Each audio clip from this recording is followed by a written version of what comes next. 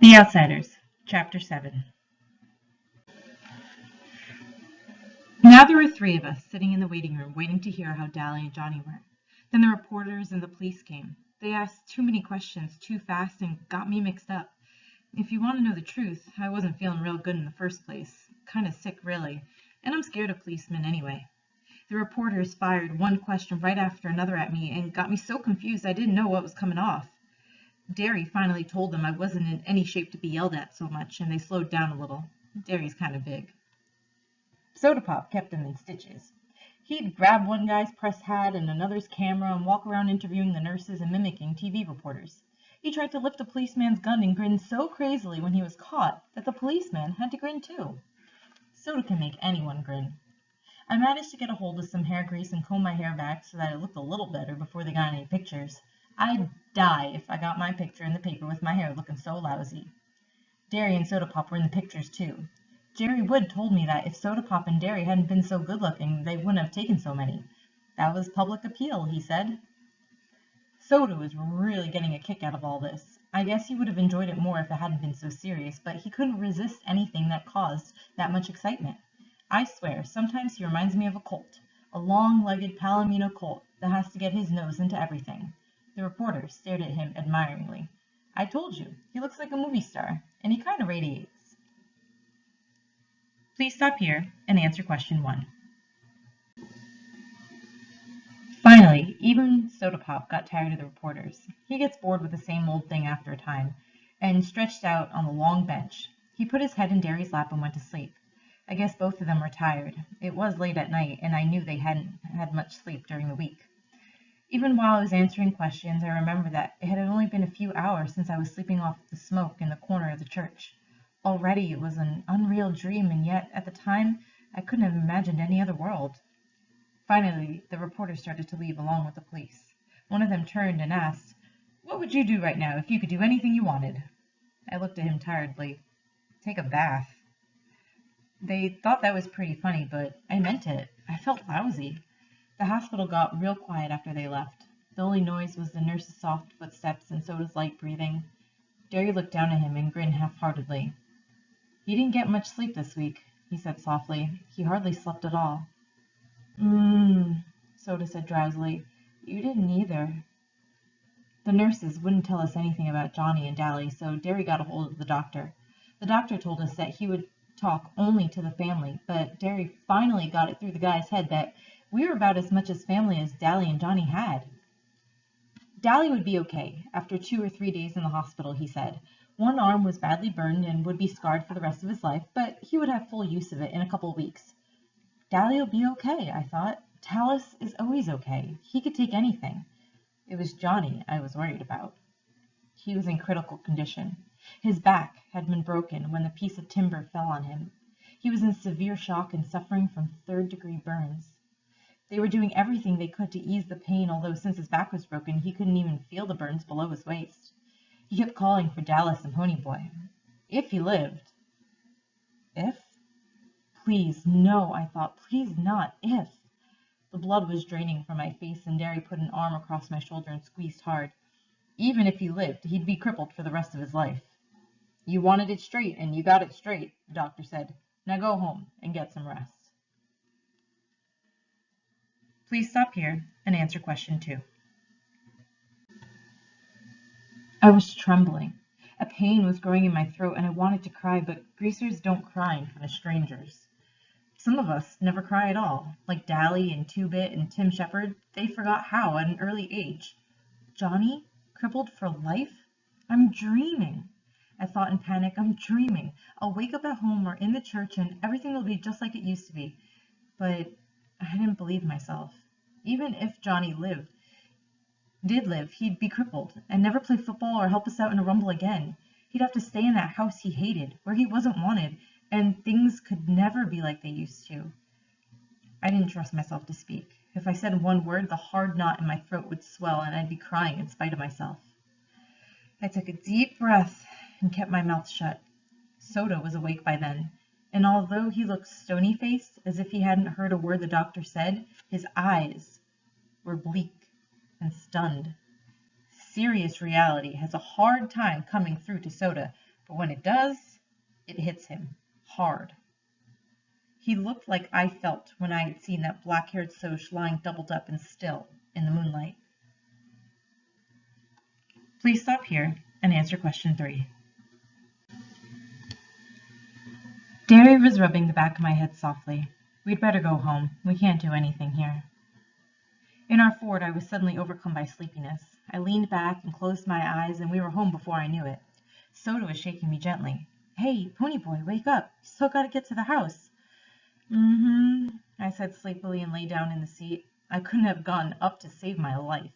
I could hear Soda and Derry, but as if from a great distance. Oh, come on, Ponyboy, Soda pleaded, shaking me a little harder. We're sleepy too. I guess Derry was tired of fooling around because he picked me up and carried me in.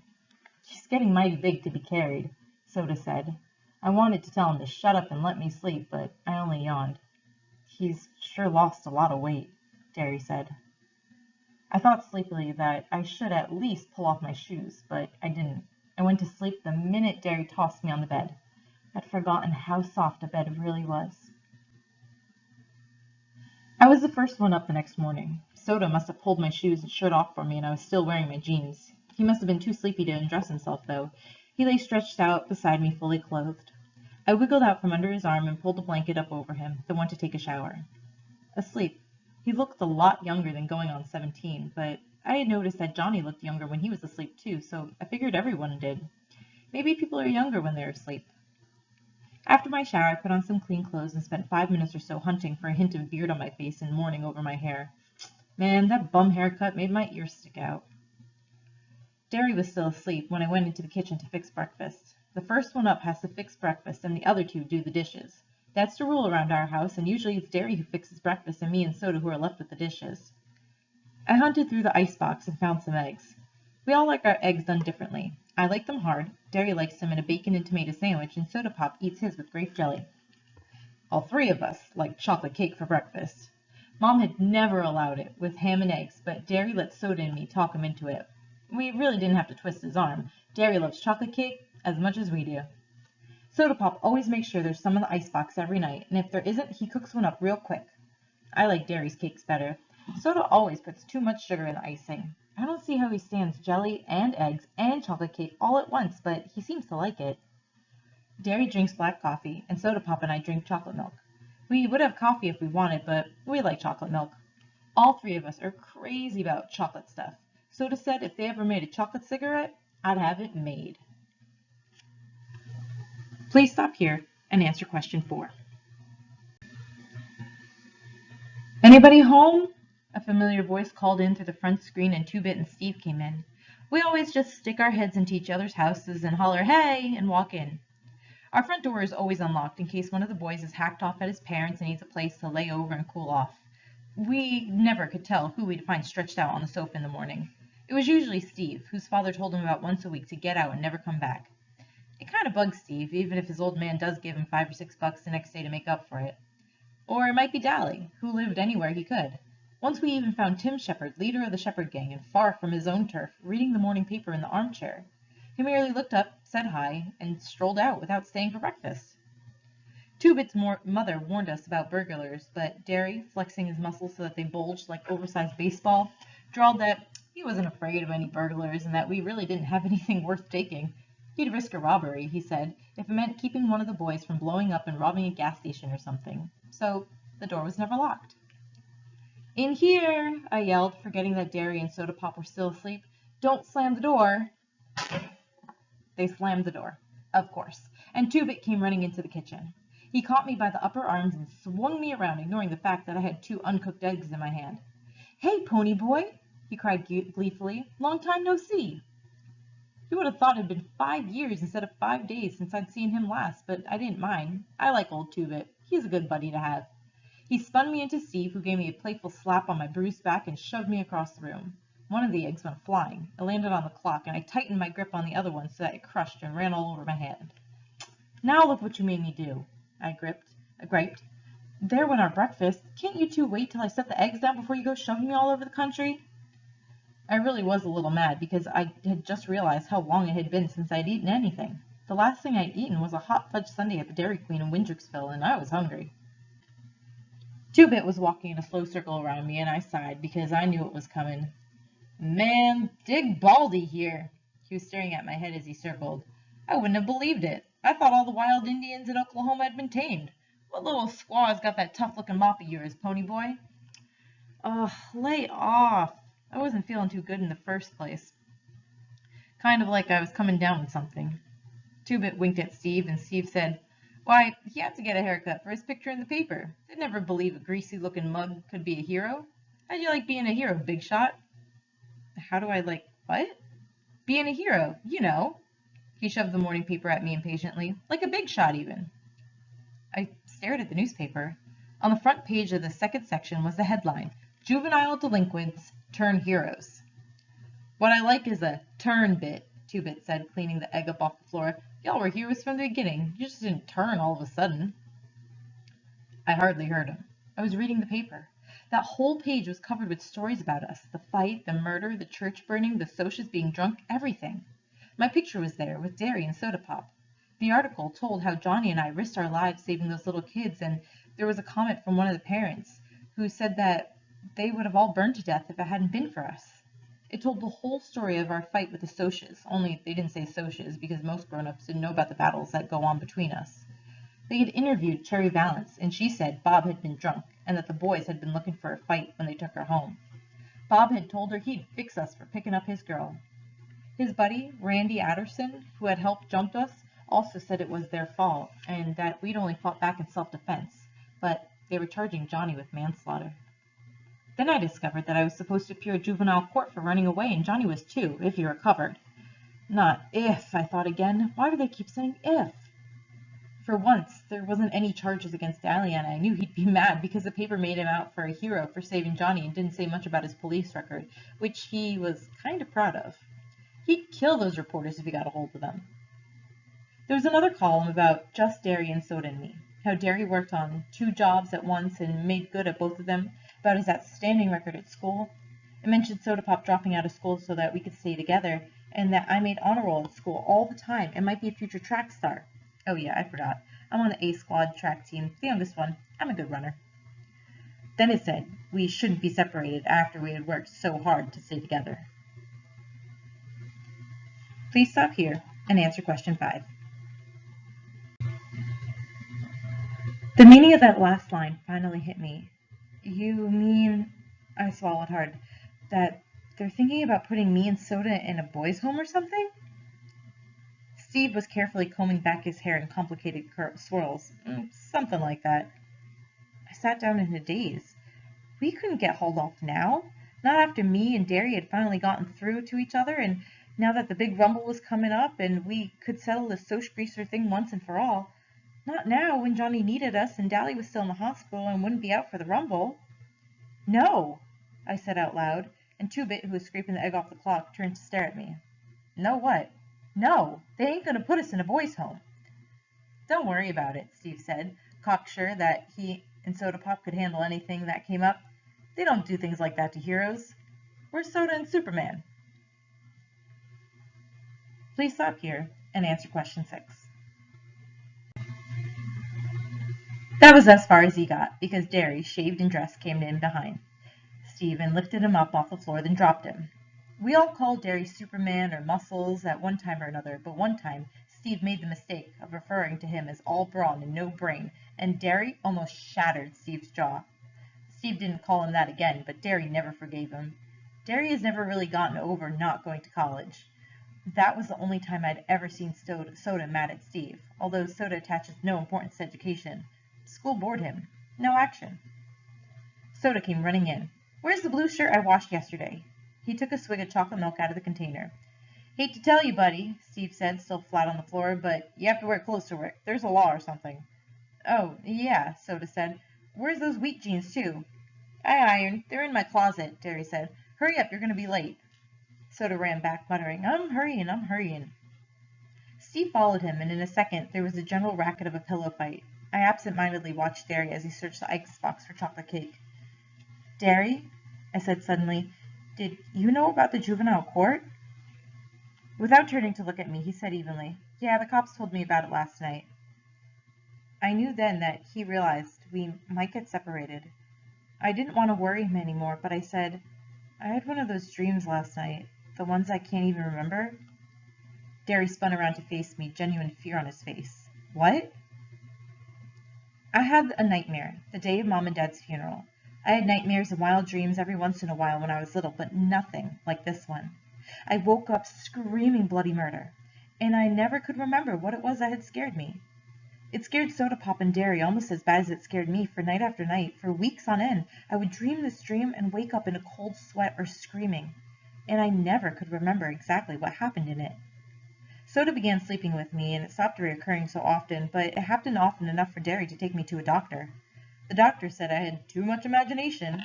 He had a simple cure, too. Study harder, read more, draw more, and play more football. After a hard game of football and 4 or 5 hours of reading, I was too exhausted mentally and physically to dream anything. But Derry never got over it, and even once in a while he would ask me if I ever dreamed anymore. Was it very bad? Two-Bit questioned. He knew the whole story, and having never dreamed about anything but blondes, he was interested. No, I lied. I had awakened in a cold sweat and shivering, but Soda was dead to the world. I just wiggled closer to him and stayed awake for a couple hours, trembling under his arm. That dream always scared the heck out of me. Please stop here and answer question 7. Derry started to say something, but before he could begin, Sodapop and Steve came in. You know what? Sodapop said to no one in particular. When we stomp the Soshis good, me and Steve here are going to throw a big party and everybody can get stoned. Then we'll chase those Soshis clear to Mexico. Where are you going to get the dough, little man? Derry had found the cake and was handing out pieces. I'll think of something, Sodapop assured him between bites. You going to take Sandy to the party? I asked, just to say something. Instant silence. I looked around. What's the deal? Sodapop was staring at his feet, but his ears were reddening. No, she went to live with her grandmother in Florida. How come? Look, Steve said, surprisingly angry. Does he have to draw you a picture? It was either that or get married, and her parents almost hit the roof at the idea of her marrying a 16-year-old kid. 17, Soda said softly. I'll be 17 in a couple weeks. Oh, I said, embarrassed. Soda was no innocent. I had been on bull sessions, and his bragging was as loud as anyone's, but never about Sandy. Not ever about Sandy. I remembered how her blue eyes had glowed when she looked at him, and I was sorry for her. There was a heavy silence. Then Derry said, We'd better get on to work, Pepsi-Cola. Derry rarely called Soda by Dad's pet nickname for him, but he did so then because he knew how miserable Sodapop was about Sandy. Please stop here and answer question 8. I hate to leave you here by yourself, Ponyboy, Derry said slowly. Maybe I ought to take the day off. I've stayed by my lonesome before. You can't afford a day off. Yeah, but you just got back, and I really ought to stay. I'll babysit him, Two-Bit said, ducking as I took a swing at him. I haven't got anything better to do. Why don't you get a job? Steve said. Ever consider working for a living? Work? Two-Bit was aghast. And ruin my rep? I wouldn't be babysitting the kid here if I knew of some good day nursery open on Saturdays. I pulled his chair over backwards and jumped on him, but he had me down in a second. I was kind of short on wind. I gotta cut out smoking or I won't make track next year. Holler, Uncle. Nope, I said, struggling, but I didn't have my usual strength. Derry was pulling on his jacket. You two do up the dishes. You can go to the movies if you want before you go see Dally and Johnny. He paused for a second, watching Two-Bit squash the heck out of me. Two-Bit, lay off. He ain't looking so good. Ponyboy, you take a couple of aspirins and go easy. You smoke more than a pack today and I'll skin you. Understood? Yeah, I said, getting to my feet. You carry more than one bundle of roofing at a time today and me as Soda will skin you. Understood? He grinned, one of his rare grins. Yeah, see y'all this afternoon. Bye, I said. I heard our Fords vroom and thought, Soda's driving. And they left. Anyway, I was walking around downtown and started to take the shortcut through an alley. Two-Bit was telling me about one of his many exploits while we did the dishes. I did the dishes. He was sitting on the cabinet sharpening that black-handled switchblade he was so proud of. And I ran into 3 guys. I says, howdy, and they just look at each other. Then one says, we could jump you, but since you're as slick as us, we figured you don't have nothing worth taking. I says, "Buddy, that's the truth," and went right on. Moral, what's the safest thing to be when one is met by a gang of social outcasts in an alley? A judo expert? I suggested. No, another social outcast. Two-Bit yelped and nearly fell off the cabinet from laughing so hard. I had to grin too. He saw things straight and made them into something funny. "We're gonna clean up the house," I said. "The reporters or police or somebody might come by, and anyway, it's time for those guys from the state to come by and check up on us." "This house ain't messy. You ought to see my house." "I have, and if you had the sense of a billy goat, you'd try to help around your place instead of bumming around." "Shoot, kid, if I ever did that, my mom would die of shock." I liked Two-Bit's mother. She had the same good humor and easygoing ways that he did. She wasn't lazy like him, but she always let him get away with murder. I don't know, though. It's just about impossible to get mad at him. When we had finished, I pulled on Dally's brown leather jacket. The back was burned black, and we started for 10th Street. "I would drive us," Two-Bit said as we walked up the street trying to thumb a ride, "but the brakes are out on my car. Almost killed me and Kathy the other night." He flipped the collar of his black leather jacket up to serve as a windbreak while he lit a cigarette. "You ought to see Kathy's brother. Now there's a hood. He's so greasy he glides when he walks. He goes to the barber for an oil change, not a haircut." I would have laughed, but I had a terrific headache. We stopped at the Tasty Freeze to buy Cokes and rest up, and the blue Mustang that had been trailing us for 8 blocks pulled in. I almost decided to run, and Two-Bit must have guessed this, for he shook his head ever so slightly and tossed me a cigarette. As I lit up, the Socias who had jumped Johnny and me at the park hopped out of the Mustang. I recognized Randy Adderson, Marcia's boyfriend, and the tall guy that had almost drowned me. I hated them. It was their fault Bob was dead. Their fault Johnny was dying. Their fault Soda and I might get pulled into a boys' home. I hated them as bitterly and as contemptuously as Dally Winston hated. Two-Bit put an elbow on my shoulder and leaned against me, dragging on a cigarette. "You know the rules. No jazz before the rumble," he said to the Socias. "We know," Randy said. He looked at me. "Come here. I want to talk to you." I glanced at Two-Bit. He shrugged. I followed Randy over to his car out of earshot of the rest. We sat there in his car for a second silently. Golly, that was the toughest car I've ever been in. "I read about you in the paper," Randy said finally. "How come?" "I don't know. Maybe I felt like playing hero." "I wouldn't have. I would have let those kids burn to death." "You might not have. You might have done the same thing."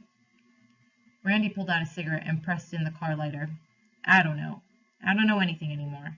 I would never have believed a greaser could pull something like that." "Greaser didn't have anything to do with it. My buddy over there wouldn't have done it.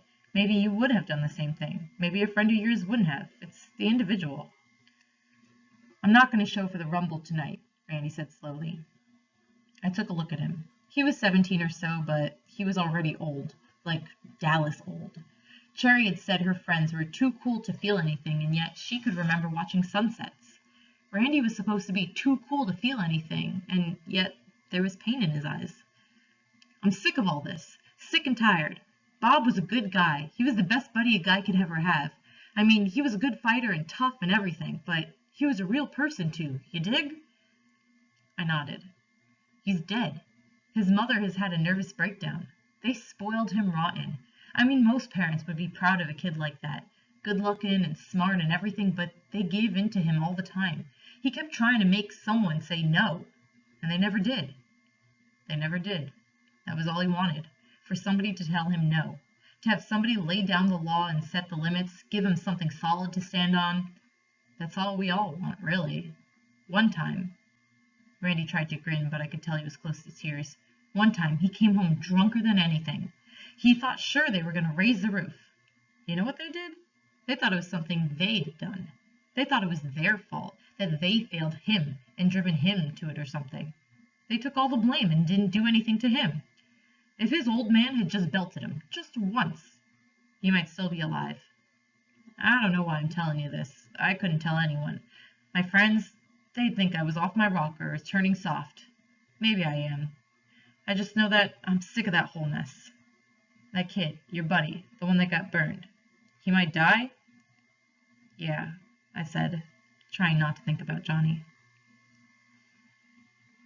Please stop here and answer question 9.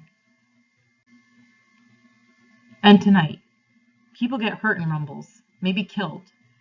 I'm sick of it because it doesn't do any good. You can't win, you know that, don't you? And when I remained silent, he went on, You can't win, even if you whip us. You'd still be where you were before, at the bottom, and we'd still be the lucky ones with all the breaks, so it doesn't do any good, the fighting and the killing. It doesn't prove a thing. We'll forget it if you win, or if you don't. Greasers will still be greasers, and socias will still be socias. Sometimes I think it's the ones in the middle that are really lucky stiffs. He took a deep breath. So, I'd fight if I thought it'd do any good. I think I'm going to leave town. Take my little old Mustang and all the dough I can carry and get out. Running won't help. Oh, hell I know, Randy half sobbed, but what can I do? I'm marked chicken if I punk out at the rumble, and I'd hate myself if I didn't. I don't know what to do. I'd help you if I could, I said. I remembered Cherry's voice. Things are rough all over. I knew then what she meant. He looked at me. No, you wouldn't. I'm a soc. You get a little money and the whole world hates you. No, I said. You hate the whole world. He just looked at me. From the way he looked, he could have been 10 years older than he was. I got out of the car. You would have saved those kids if you had been there, I said. You would have saved them, the same as we did. Thanks, Grease, he said, trying to grin. Then he stopped. I didn't mean that. I meant, thanks, kid. My name's Ponyboy, I said. Nice talking to you, Randy. I walked over to Two-Bit, and Randy honked for his friends to come and get into the car. So what'd he want? Two-Bit asked. What's Mr. Super Soc have to say? He ain't a soc, I said. He's just a guy. He just wanted to talk. You want to go see a movie before we see Johnny in Dallas? Nope, I said, lighting up another weed. I still had a headache, but I felt better. Socs? We're just guys after all. Things were rough all over, but it was better that way. That way, you could tell the other guy was human too. Please stop here and answer question 10.